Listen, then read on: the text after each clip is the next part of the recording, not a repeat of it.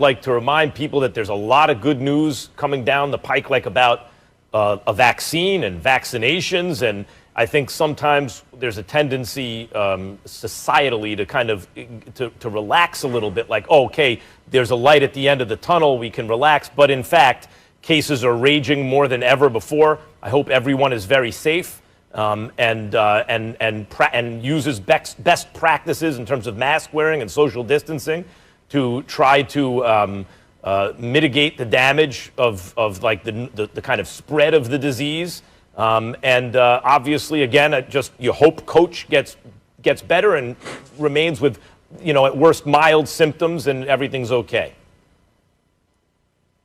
Yeah, I think that's the most important thing. You're obviously focused on Coach Saban. Obviously, he's up in age, so you want him to, not have to deal with complications. You want him to be as healthy as he possibly can be. But this is a reminder. This is a reminder that COVID-19 doesn't discriminate, that it doesn't matter how successful you are, or sometimes even how much you pay attention to prevention, that this could be something you could contract. You could test positive, and in testing positive, it is an unpredictable illness. And so we all need to continue to be smart. We need to continue to make sure that we are not only taking care of ourselves, but taking care of those around us. And I think that's the huge thing when you think about college football. What are these student athletes doing when they leave the facility? Where do they eat? Who are they hanging around? And where do those people do things as well? And that all comes back to a coach like Nick Saban, or to a coach like Herm Edwards, who coaches at Arizona State, who recently tested positive as well.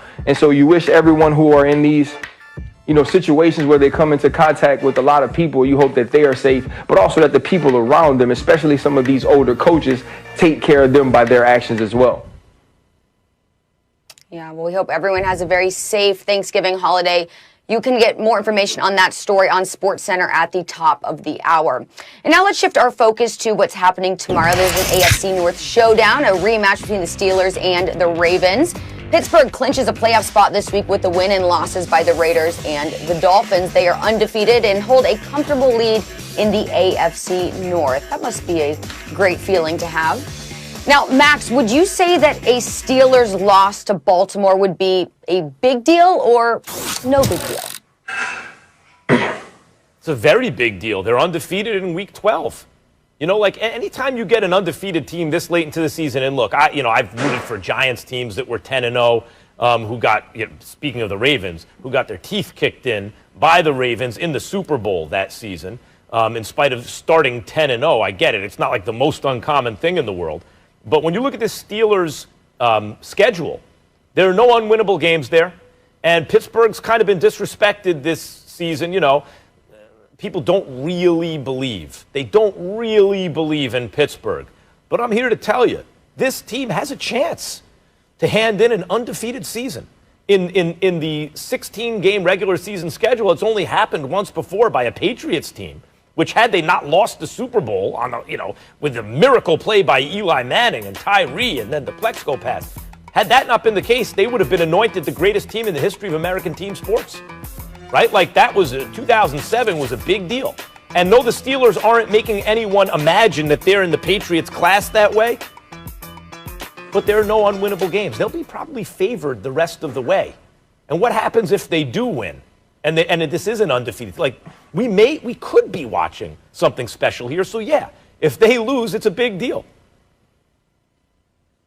You know what? I don't think it's a big deal, because when you look at these type of games and you look at these rivalries, you can lose. And it's not like the Pittsburgh Steelers have been so dominant this year that we couldn't see this happening. You have a Baltimore Ravens team that has its back against the wall. Baltimore Ravens team that hasn't played good football in 4 weeks. And a Baltimore Ravens team that understands that they want to resurrect their season, if they want to put themselves back in the hunt for not only a playoff spot, but even give themselves a chance to fight down the stretch to challenge the Pittsburgh Steelers for the AFC North, they need to win this game. And there's nothing worse or nothing harder than beating a team talented. There's still talented players on that team that has a quarterback who can do such unpredictable things when they understand that they need a win. You think John Harbaugh can't find a way to fire up this team and get them ready for this game against the Pittsburgh Steelers? And the one thing I do know about the Steelers is they are looking at 16-0.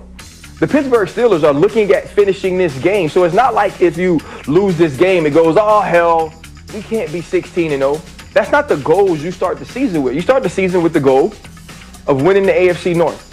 And then you start the season with your next goal would be to host playoff games. And then it's to win the AFC. Then it's to win the Super Bowl. And so we can't look at it as that type of deal. You look at it like this is this game. If they lose, they still have all their goals at hand. They still have an opportunity to control their own destiny for the most part. And that's all you can ask for. And so to me, I think we will talk more, at least my thought is, we will talk more about how the Baltimore Ravens won this game and what does this mean for them going forward than we would talk about the Steelers, how they lost it, and what it means for them going forward if the Baltimore Ravens are to pull off this win. All right, well, what do you say? Let's very, very quickly talk Hall of Fame. Calvin Johnson, Megatron, is a semifinalist. So, Max, do you think that he deserves to get into the Hall of Fame this year? I do. I'd make him a first ballot. And I know he had a short career, relatively short career. Let's remember, he walked away from the game at the age of 30. Kind of like Barry Sanders, another Detroit Lion. By the way, there's not a lot of reason to stick around up there, is there? The futility of that franchise. One playoff win in 60 years. It's not his fault that he was on the Lions. He chose to walk away. It's not like he wasn't still good. He had 1,200 plus yards that season. Ryan, this dude had a season with close to 1,700 yards and 16 touchdowns. And the next season, he got better. He set the all-time record, almost 2,000 receiving yards. The peak of his career was so absurd. I think he played just long enough. You can't talk about the greatest receivers ever without talking about him. First ballot. Calvin Johnson is 100% a Hall of Famer.